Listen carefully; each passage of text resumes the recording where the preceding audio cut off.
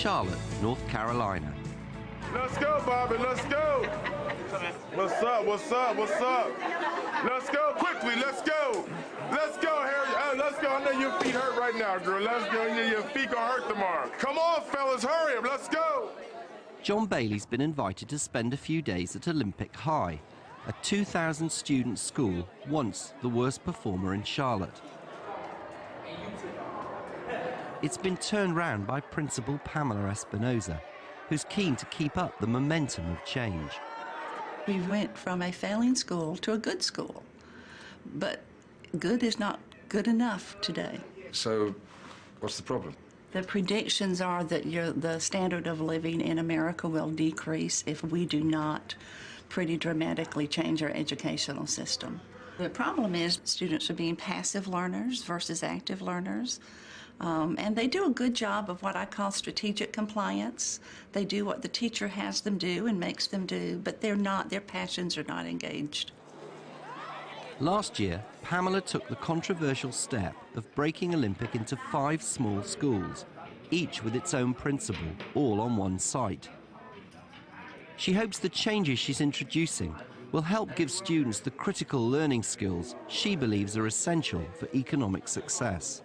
Each of those schools are theme-based with a career theme, except for one that's more of an integrated studies theme. You will see a stronger relationship. Kids feel like they're taken care of better. They feel like teachers care about them. Teachers are collaborating more. So we see some of the beginnings. 5 years from now, when you walk into this building, I hope you will not see too many teachers standing at the front of the classroom. And we've been talking about transforming the school and what you want here. What can I do to help? One of the things that we're really looking at is how do you go from being that teacher at the front of the classroom, delivering the information, to getting your kids really actively engaged.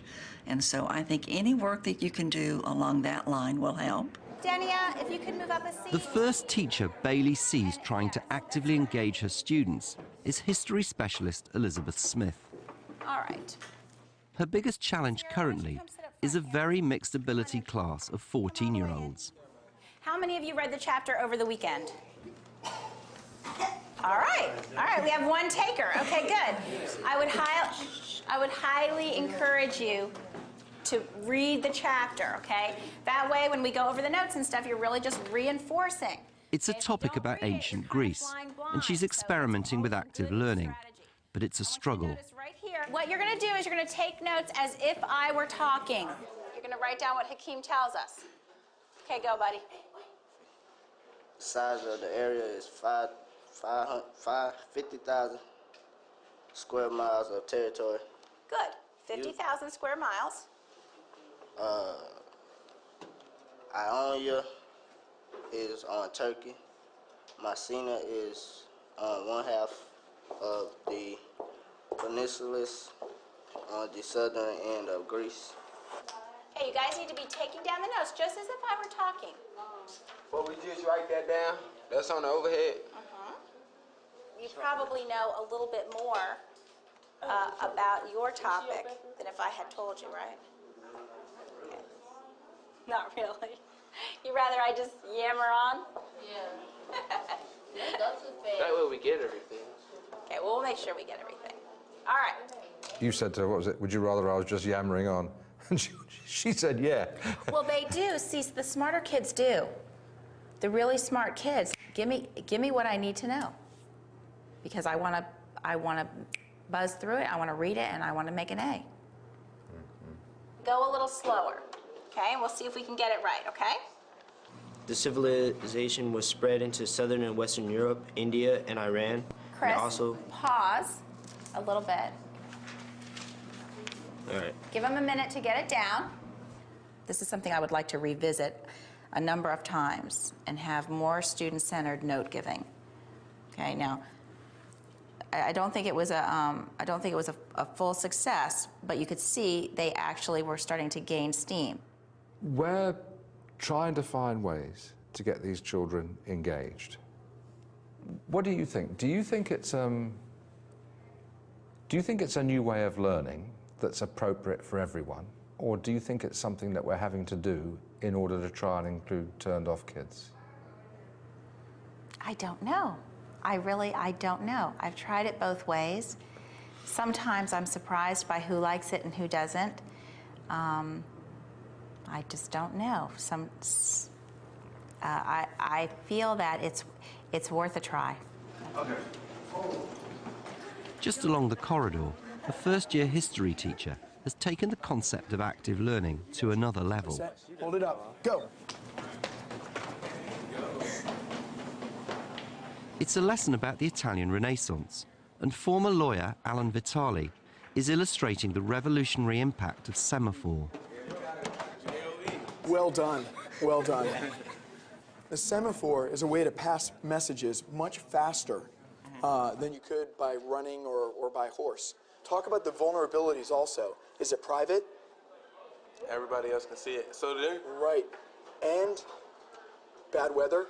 Oh yeah. Right. When it's raining. Or somebody could sneak in and burn down one of the towers and interrupt the chain, right? Yeah, that's what they did in Lord of the Rings. Tell me why it works. Tell me what you think is powerful about it. I was trying to get something that they could make their own, and kids learn different ways. Some of them are going to learn through hearing, by seeing, even touch, but some are kinetic learners. So this is, I think, a very powerful way to kind of put a semaphore communication device in action. I saw several other things going on there as well. First of all, it's got simple dramatic tension in it. Is the messenger going to get there on time? Because they're excited and enthusiastic, it creates learning readiness. That's such a classic target to get kids into. What's all the planets? Jupiter. Alan's devised other activities, one involving sticking up a picture of the planets in the school car park. Did you get it yet? I didn't mark Venus. I only got Jupiter, Mars, Saturn, Earth, Neptune, Mercury, and Pluto. Isn't Mars red? Hey, guys, Mars is missing. Mars is missing? Right. Mars is eclipsed. Oh, so you can't see Mars? Right. Okay, so you can only see Venus. Venus, that's right. Also, the telescope that you guys are looking at is much more accurate, smaller, and has greater magnification than any of the ones that Galileo used. So consider what an amazing achievement it was for him to make these observations. One component of deep learning has to be engagement and focus, doesn't it? I mean, look at that group there. Give yourself a pay rise. They're all absolutely focused, recording, getting a grasp of what's happening. And those planets out there on the fence have turned into real planets, haven't they? She's getting readings off the planets. How did you think of that? You know, when I was reading about Galileo, what better way to do it than to walk the parking lot off and put to scale a certain number of planets, just as Galileo would have seen them, and have an observation sheet where they had to write down what they saw. And it was through looking at the heavens that Galileo made his discovery, so hopefully that stays with him. You have to take the whole thing off. And guys, if anybody gets any paint on them, here's towels, but those are sealed pens, so they should be pretty straightforward. You guys can do whatever colors you want. For example, when Michelangelo was painting, the Pope asked him to paint 12 people. He wound up painting 3,000 people. So just like I'm asking you to do the assignment, you can paint it however you like. I have a feeling you have paint in your hair. Do I really? Yes, because the paint right there. You're fine. What color is it? It's pink. Oh, okay. Well, at least it's pink. When I was reading about the Sistine Chapel and just everything I've heard about it, this is a man who worked on his back. That is Michelangelo for years and years. And I thought if I brought in a rug and got him to lay down just like Michelangelo did and paint, it would allow them to get a taste of what it was like. They'll remember what the Sistine Chapel is, rather than me just telling them it's some guy painting a roof of a chapel somewhere. All right, guys, please be quiet. The homework that I want you guys to tackle for tonight. Oh, I gotta come on in. Stop. Ryan, guys. Yes, Shay's going to pass out a homework sheet. Your homework for tonight is to review the Italy fact sheet. There will be a quiz on Thursday. A term that gets used a lot in education UK is the idea of the plenary. And here's how it goes. The idea is that in learning periods, what you remember most is what you hear at the beginning and what you hear at the end. Mm-hmm. Some of the research that I've read suggests that you increase retention by 40% by telling people what they've learned. I noticed at the end of the lesson that you got them together and then started talking about the homework. Now, this may be a national difference, but I was thinking, yeah, when are we going to find out what they learn, when they're going to put this into words? Does that strike a resonance with you? Absolutely, yes. I know what you're saying to be true, and I did not do that, but yeah, I realize now in part why I didn't do it. A little sidetracked by what we did talk about, but that would have been a powerful way to wrap things up. So if you'll give me just a second here. Number 2, please, I don't like competing, especially with a hoarse voice. Those of you that have your homework, please make sure that you pass your homework up to me. You do not have to walk it. See you later, Keziah. Bye-bye, Kate.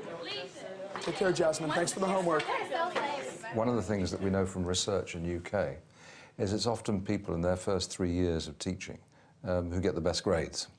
And I also know that one of the ways that you produce this standard of work is by working... How many hours a day do you work? Wow, quite a few. Go on, put a number, give me a number, do the math. You know, well, I get probably about 3 or 4 hours of sleep. And I'm still taking 2 graduate courses this semester as well, so. Okay.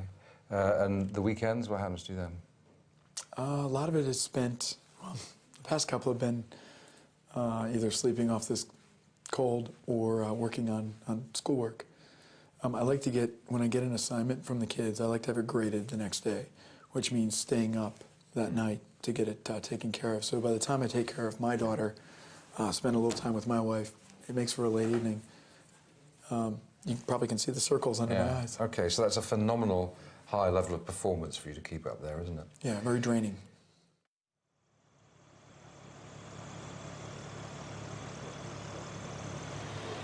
Another day and another early start. From 5:30, buses pick up pupils from downtown and the local Steel Creek area.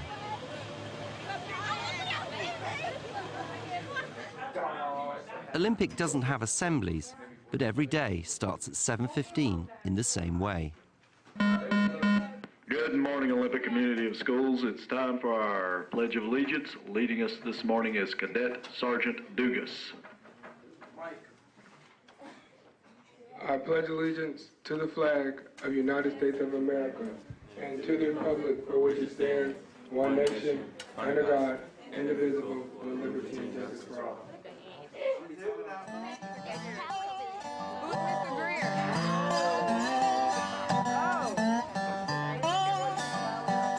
Day 2 begins with science teacher Jean Smith.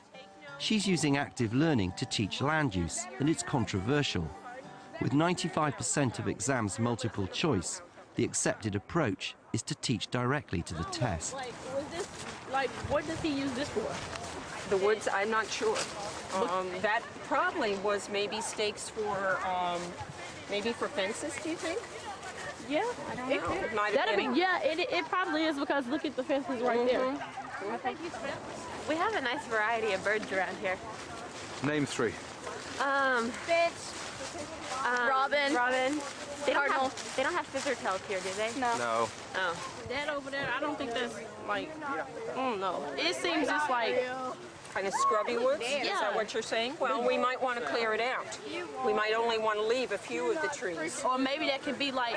Yes, the land. So that could be like our recreation center and stuff like that? The value of activities like this simple field trip isn't accepted automatically.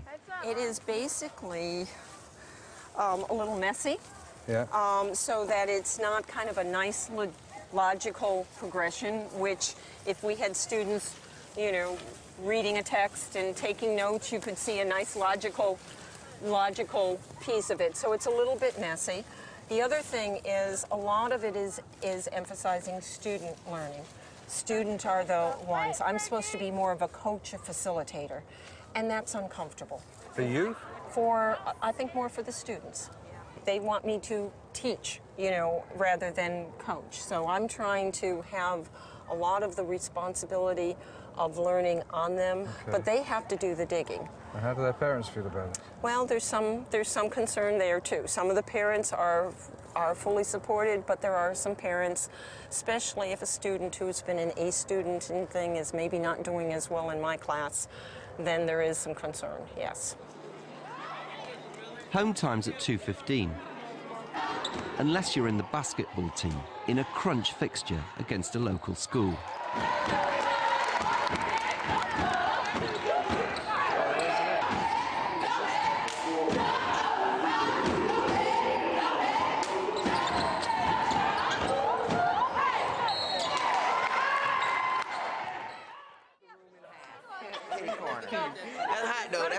The morning after the team's narrow 1-point win, assistant basketball coach and science teacher Patrick Bucher starts the day with a lesson on forensics. Yeah, they're evidence. What? I don't think he's dead. He's moving. How do you find out if he's dead? I don't know. Kick him? I don't want to touch him. Kick him. Don't kick him. He's dead. That's my favorite chapter. Okay, so now we gotta get the fingerprint off of the gun so that we can match and see if that fingerprint is the same fingerprint off the gun here. These guys. Stick it on an index You guys card. find here? Yeah. He's got work to do. So you guys done with him? Are we done? Bag him. Get him out of here. He relies on thinking on his feet, and recently he struggled with his results. Okay. You got it? Police. Yeah. You guys aren't very thorough. Come on there, police. Was there any blood splatter anywhere? Yeah. Where? Over there. Might give you an idea of which direction the bullet came. He must have shot him this way. Yeah. How you gonna identify him? The reason we did this is forensics is pretty much all over TV, so you guys already know a whole bunch of stuff. All right, as proven by all I did is give you, some of y'all, I did is give you a little card that said collect evidence, and there you went, doing all this stuff, looking at fingerprints, looking at dead guys, looking at this, looking at that. Boom. All right. We found a tie that was like tied around his neck. We found a tie. No, it was like tied around his neck. It was tied around his neck. What are we looking for? Raise your hand if you can tell me. I don't know. Good answer. You guys are the CSI people. I'm just the teacher. I want to teach in an interesting and creative way and involve students. But I guess I've got some pressure to get results. What does that feel like? What tensions is that going to create? Insurmountable pressures.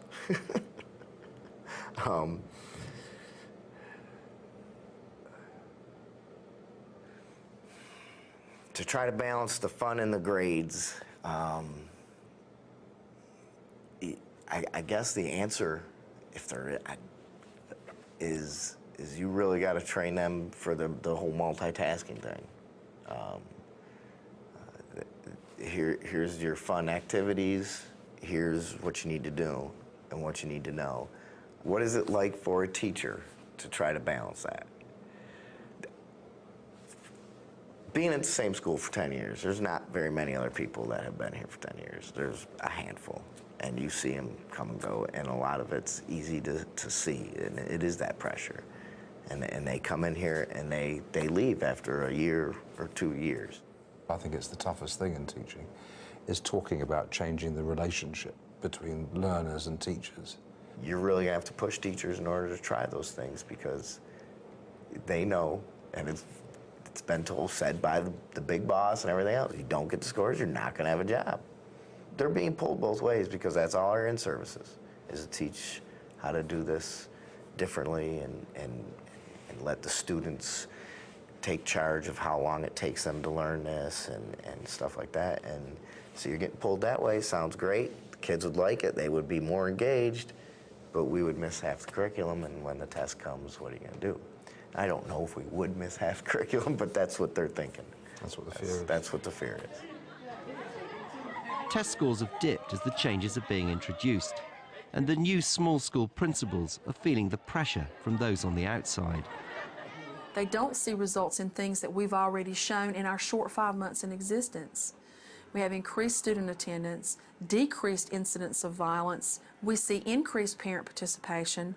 Those kinds of things don't show up on a test. We have got to work on the transformation of teaching and learning, and we're doing that in leaps and bounds. But it's not fast enough, it's not soon enough for me. Why do you think scores might have dipped over the transition? What, technically speaking, what would be the reason for it? Well, I think that because it is so very new, and because we are so very focused on developing that relationship with students, I think that our concentration may have gone, but it takes a while to understand what we're about. One of the things that really could stop us, if we don't make test scores, you know, that's how we're judged. If we don't come up with the test scores and we don't come up with them quickly, we're under a very big threat of being reorganized or closed, or because it's happened to small schools across the nation already. People expect results, and they see results in the form of test scores.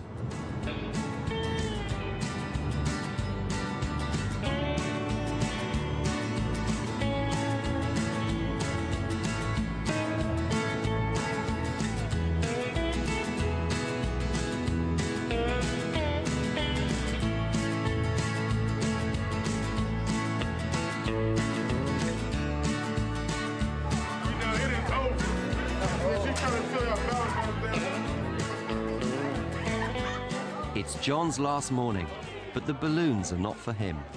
It's Valentine's Day. Grant, Isaiah, welcome. John's back with history teacher Alan, and this time he's hoping to see a plenary. Focus on me. Guys, we have a lot to cover today, so we're going to move very, very quickly. Let me go ahead and get started with housekeeping. Thank you, Shay. Hate to compete with you. Really, we didn't get a good chance to review what we had done last class. What were some of the ways the semaphore system could break down? What do you guys think? Kate? You mean like break down as in not work? Or? Right. So the message, for whatever reason, doesn't get from point A to point B. If someone were to get the message wrong or misread it or whatever, then you could get like incorrect information and it could mess up whatever you were trying to alert them for. Okay, excellent. What do you think, Keith? Like if you have to run or whatever and you have to go up hills and stuff, or the weather changing, I think that's hard. Right, if the weather changes, you've got snow, rain, clouds, fog, you can't get those messages back and forth. Excellent. You guys did a really nice job on these. Really nice job. What was that like, looking across and seeing those planets? Anybody? Yes. I think it was fun because at first I didn't know. I thought the paper was on the wall or something in the side of the classroom. But when I looked at it, I saw it was all the way across there, and I was like, imagine if we could see it all the way up there. So. Right. It's amazing how far you could see, and when you put the telescope in conjunction with the semaphore, you have an amazing power to travel long, long distances, don't you? Mm-hmm. All right. Let's talk about the paintings. What was it like painting upside down? Well, it was really hard painting upside down because your arm would get tired and then your neck would hurt from like that. Right. Yeah. Right. Can you imagine painting like that for 4 years or more? 4 years. 4 years on your back like a little turtle. What I noticed was I was really interested in, when you were doing the recap from the lesson last time, it brought back our conversation about the importance and use of plenary.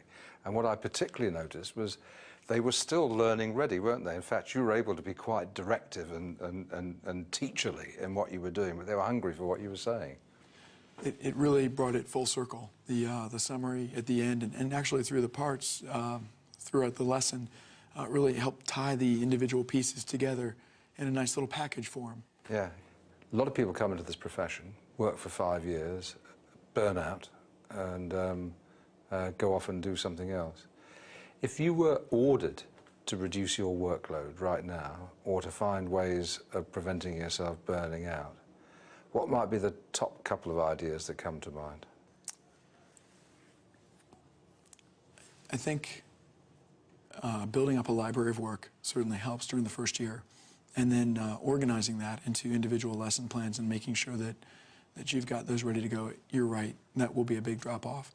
But in the meantime, networking with other teachers, certainly, to get a hold of their best practices, probably will pay some dividends. Mm-hmm. Other than that, I'm not quite sure, which makes it so hard. I don't know exactly where to cut.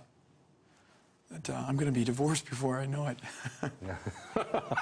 I'll give her a ring. It'll be all right. Great. Okay. I'm all right.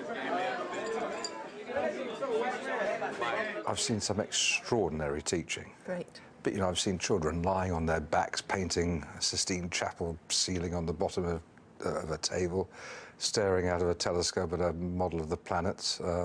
That kind of diversity and range of teaching styles, that's something that's beginning to happen. I'm also thinking less is more, depth over coverage. So if I get educated by you, I might want to really go into something and go into that something properly. That depth is more important than knowing a little bit about a lot of things. But test scores are reality. They're published in the newspaper. We're judged by what they look like. We cannot ignore them. But we also cannot ignore the fact that we've got to educate our kids very differently, our students very differently than what we've done before. And test scores is not doing that. And the kind of teaching that will just produce test scores is not doing that. So we've got to, I think you've got to have the courage to take that leap. The second thing is the way the teachers are knocking themselves out. There's a ferocious work rate. Everybody I talk to here seems to get out of bed before 5 o'clock in the morning. They all seem to be in trouble with their families because they're working until 10 o'clock at night and at the weekends. How do we look after them? How do we do it? It's hard. It is hard, and because it's hard to be in this building. It's a lot of work. What we're doing is new, and they're doing some pushback, probably as they should do. And so, how do we find that happy medium is difficult. I think over time we'll get better at it. It's already better now than it was at the beginning of the year, but I think it's really critical that we find ways to support them.